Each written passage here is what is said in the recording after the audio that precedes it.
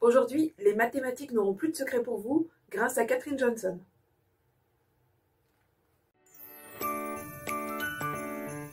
Katherine Johnson est née en 1918 en Virginie-Occidentale aux États-Unis. Ses parents décident d'envoyer étudier leurs enfants à l'autre bout de l'État, car l'école réservée aux Noirs, proche de leur domicile, s'arrête après la primaire. Katherine montre une prédisposition pour les mathématiques et saute plusieurs classes. Elle décroche son bac à 14 ans. Fait exceptionnel, elle est l'une des 3 étudiantes noires à être acceptée à l'Université de Virginie-Occidentale. Ses professeurs sont tellement impressionnés par ses capacités que l'un d'entre eux, William Claytor, qui est l'un des premier afro-américain doctorant en maths, va créer un cursus spécialement pour elle. Katherine obtient son diplôme avec la plus haute mention en 1937. Seulement, les seuls débouchés pour une femme noire à cette époque, c'est de devenir enseignante. En 1940, elle saisit la justice pour pouvoir étudier dans un programme de mathématiques réservé aux Blancs. En 1953, elle est engagée par la NACA, qui deviendra plus tard la NASA. Cette agence nationale d'aéronautique lui offre le poste de calculatrice humaine.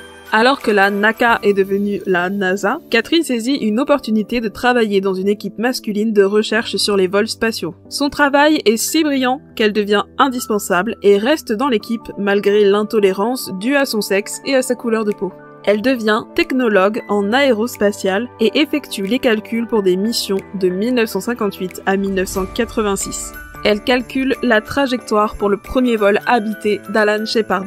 John Glenn, qui est le premier astronaute à effectuer un vol orbital, exige dans ses procédures de checklist que Katherine vérifie personnellement les calculs des ordinateurs utilisés nouvellement par la NASA. En 1969, elle est chargée de calculer la trajectoire entre le module de commande et le module lunaire afin de permettre à Neil Armstrong et Buzz Aldrin de rejoindre le module et ensuite de regagner la Terre. En 1970, elle calcule en urgence la trajectoire pour permettre le sauvetage d'Apollo 13. Puis jusqu'à la fin de sa carrière, elle participera à la recherche pour l'exploration de Mars.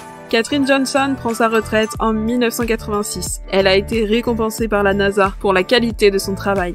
En 2015, elle est décorée de la médaille présidentielle de la liberté par le président Barack Obama. Et en 2016, le monde entier découvre enfin le parcours inspirant de Katherine Johnson lorsque le livre Les figures de l'ombre est adapté au cinéma.